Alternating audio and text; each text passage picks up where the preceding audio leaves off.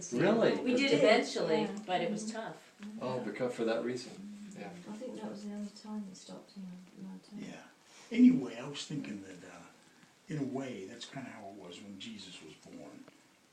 The interesting idea that Luke says, it says, I'll just read a verse. Luke 2:7 says, basically what happens, it reminds me of like trying to get a place in Annapolis for homecoming, you know, and all those things. You get nothing's for rent. So you're kind of like, unless you want to pay $500, you know. Anyway, so basically what happens is this Augustus, who's the Roman emperor, makes this decree that everybody has to return to their town of origin to inscribe themselves and pay for this big census thing. So basically Joseph and Mary, that's where the idea of her sitting on the horse or mule, and he's leading her, because why is she on the horse? Because she's, 8.5 months pregnant.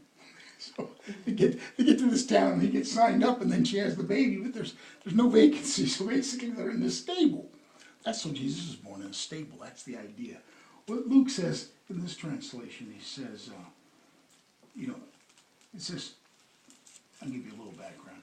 It says, because Joseph was a descendant of King David, he had to go to Bethlehem in Judea, David's ancient home. He traveled there from the village of Nazareth in Galilee. He took with him Mary, his fiancée, who was now obviously pregnant. And while they were there, the time came for a baby to be born. She gave birth to her first child, a son.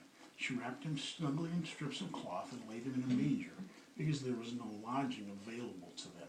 That's kind of a soft way of saying it.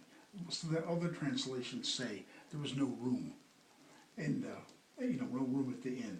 And I like that idea, the idea that there's no room.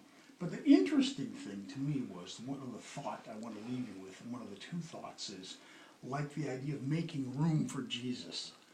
Interesting that according to the Christian gospel, Jesus is God, so God comes to earth. Isn't it interesting that God comes to earth, but there's no room? It's kind of like, here he is, and kind of like, I'm sorry, our hotel's full. You got to go somewhere else. So they went from place. I just think of this place. We've done it. We've had this situation ourselves, Pam and I, sometimes with the boys. It's like no vacancy, no vacancy, no vacancy. You're like, where are we going to sleep? Well, let's just roll our sleeping bags out there in the field and sleep there. Well, that's kind of what they did. They got permission, I imagine, from the guy who owned the inn, and they slept. Mary and Joseph slept in a bed of straw, and she had the baby and laid him in a little manger after he was born. So, but the thought is, for me, you guys, I encourage you and want to put it in your mind to think about it, the idea of making room for Jesus, that specific idea. Because the idea being, he didn't demand that people make room for him. There was no room, so he gets born in the stable out back. He got permission from the innkeeper to sleep in the stable. That's interesting. Interesting that, he didn't force himself, like, make room for me. And the other, this is an auxiliary thought. This is not the second thought, okay? In John's gospel, just an interesting, John makes a really interesting comment. First chapter, he says this. He says, here we go, I got it right here. He just says, excuse me, John says, speaking of Jesus in John 1:10, it says, he, Jesus, came into the very world he created. But the world didn't recognize him. He came to his own people, and even they rejected him. But that's interesting. There was no, if he had, had a whole bunch of horses and a whole bunch of money, they probably would have made room. So they could have found room if they really wanted it. But for you, there's no room. You know what I mean? That's interesting. But the interesting idea is, the challenge I was challenged by. These are just a few of my personal reflections. The question is, for me, do I make room for him? And then the other one is, do I recognize who he is? Which is interesting. Because if they recognized who he was, I think they would have made room. So the idea of, recognizing, oh, this is, like John says, the creator, he came into the world that he created, but there was, no room for him to be born, which is interesting and significant, I think.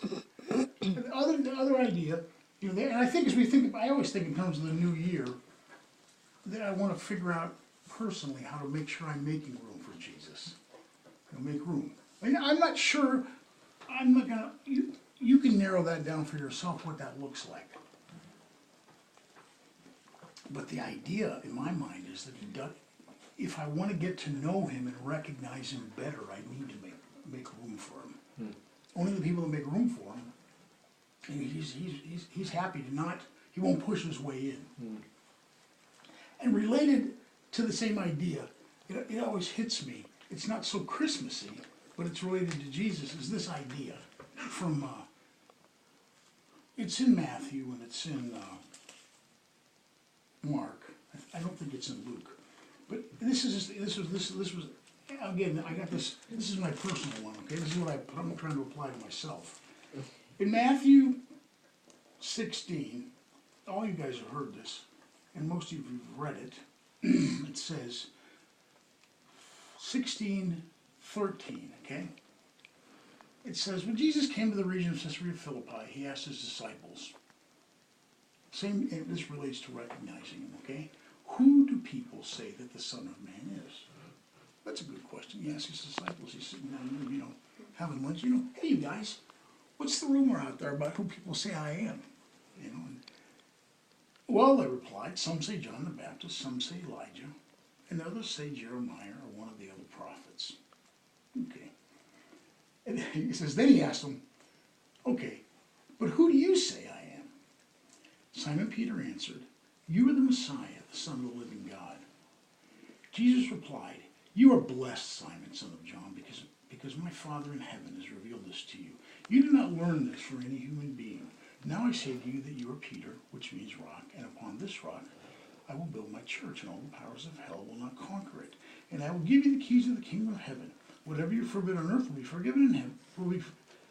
Whatever you forbid on earth will be forbidden in heaven, and whatever you permit on earth will be permitted in heaven.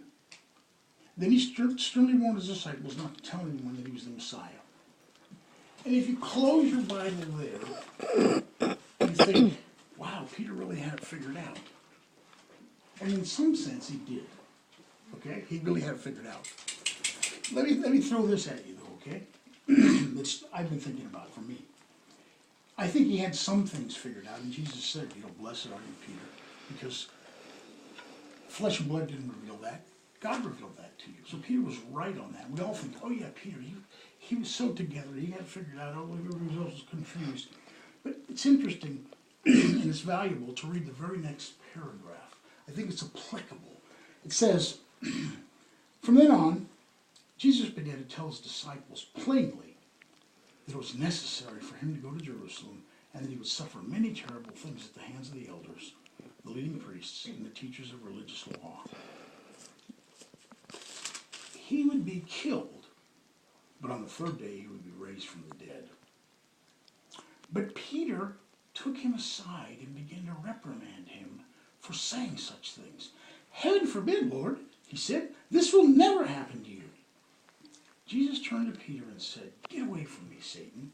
You are a dangerous trap to me. You are seeing things merely from a human point of view, not from God's. You can think about that and figure out how to apply it. I'm not sure. My personal conclusion, basic, is Peter, I think, knew who Jesus was. That's pretty clear.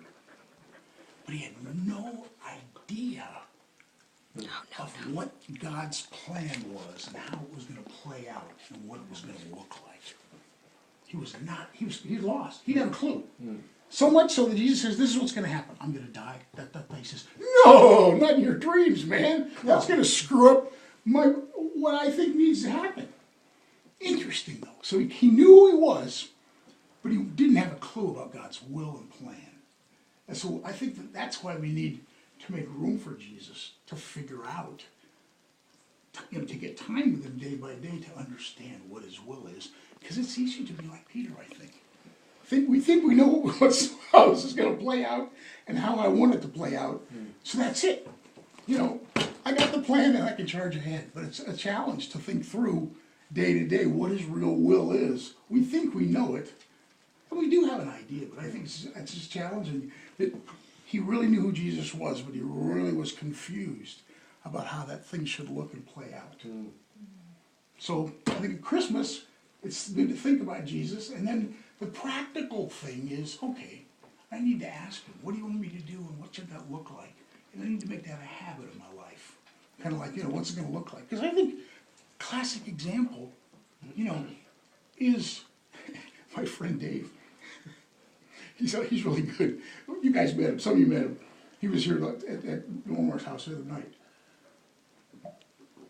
The point is, he always helps me kind of get in touch with reality, And the point I'm in that whole thing is, we think we know what God's will is, but then something happens like you can't walk, or you can't, like having to have surgery, or someone's like, wait a minute, this is not the plan. This is not, I didn't sign up for this. I wanted that, and I get this. So it's like, oh, okay, God must have a different idea. I kind of need to tune into him and what his idea is, He hasn't fallen off the throne. He still is in control and still loves me, but this is a different ball game, and I need to kind of go to him and say, okay, how does this one work? So it's not, you can't just hold on to the fact, okay, this is the way it's got to be, No, I need to accept what he's doing and let him work and kind of cooperate. That's me, but I think all of us need to do that. It's not like we know the plan from beginning to end. Every day we kind of have to ask him for help and ask him to guide us and show us. So that's our challenge for the new year. Good. Thanks. I like that. Thank you. Yeah,